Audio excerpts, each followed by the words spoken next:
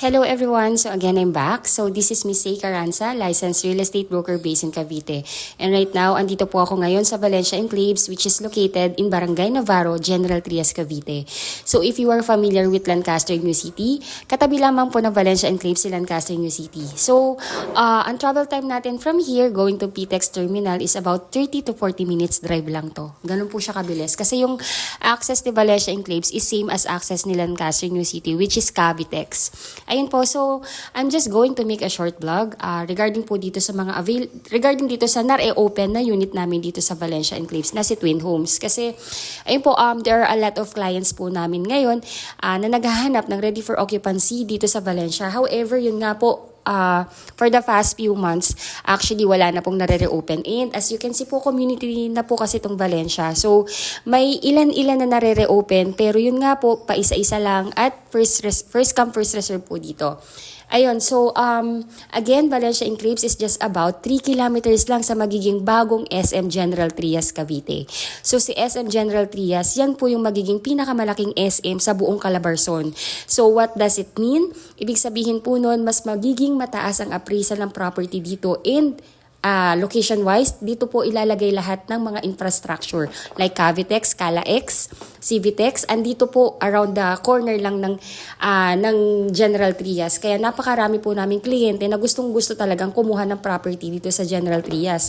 However, yun nga po, ilan subdivision na lamang po yung nag-o-offer ng mga affordable na housing dito. Right now po, ang Twin Homes namin dito is only 3.6 million. Kung ang 3.6 million sa ibang developer or ibang subdivision is just a bare townhouse, dito po, ang 3.6 million mo, complete finish, merong malaking lote.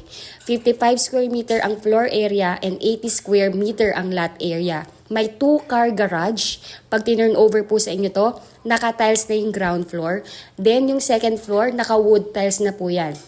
With 3 bedrooms na may built-in cabinet in each room. Then yung kitchen nyo po, meron ng hanging cabinet or meron na siyang wall-mounted na cabinet plus meron pang base cabinet. Napaka-elegant. Then sa likod, may 3 meter setback po doon na pwede ninyong i-extend to use for your dirty kitchen or laundry area. May provision na rin po doon ng counter para sa dirty kitchen. So ito na po yung actual na unit na papakita ko sa inyo na ready for occupancy.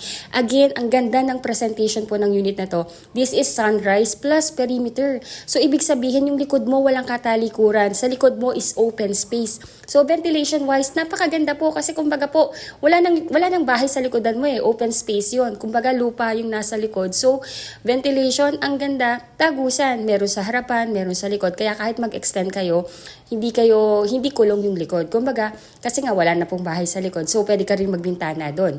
Ayun po. So, ito na yung eksaktong block, which is the block na ito yung nakatayong unit. So, again, yung computation po nito i-discuss ko na rin po habang ipinapakita ko sa inyo yung actual na unit.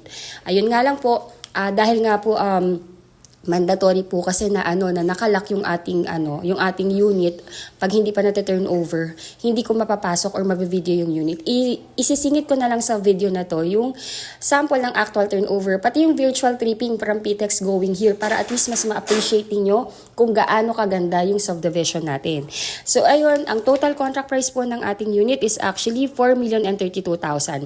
Pero nagbigay ng discount yung developer natin ng 432,000. So ang total contract price na lang po niya is 3,600,000.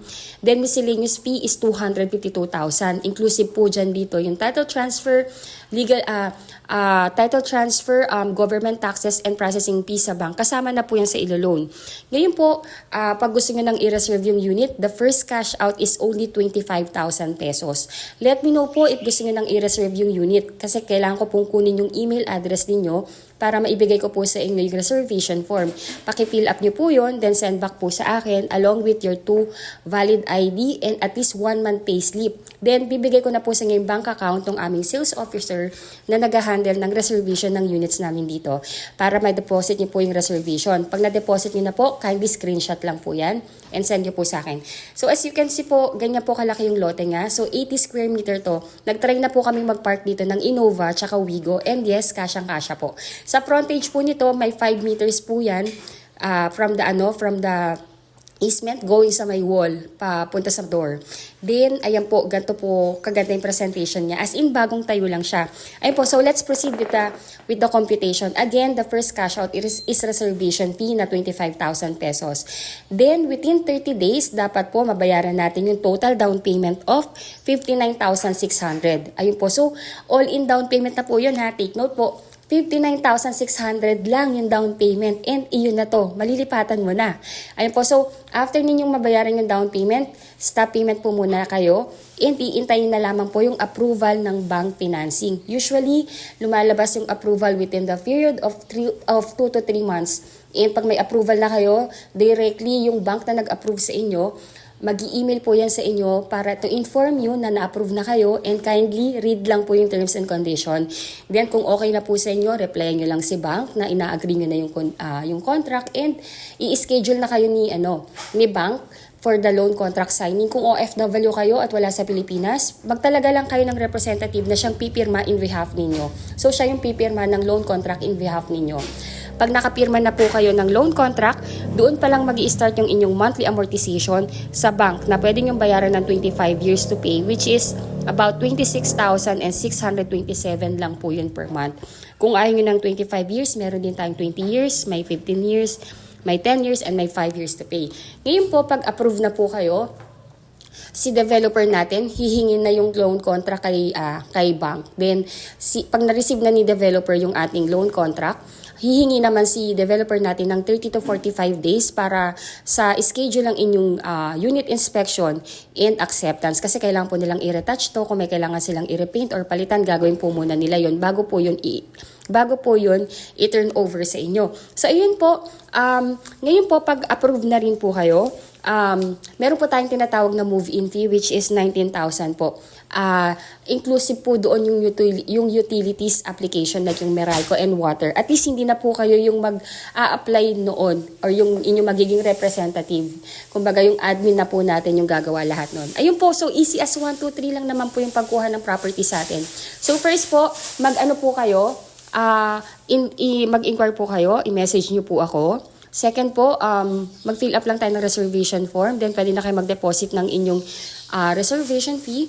Then, complete the requirements. Yung requirements po, ilalagay ko dito sa text description para po mabasa po ninyo. Basta sa OFW po, ang pinakakailangan lang, magtalaga lang kayo ng representative na siyang kakatawan sa inyo sa tripping at pipirma ng mga documents in behalf ninyo. Then, kailangan lang namin yung inyong job contract, latest 3 months payslip.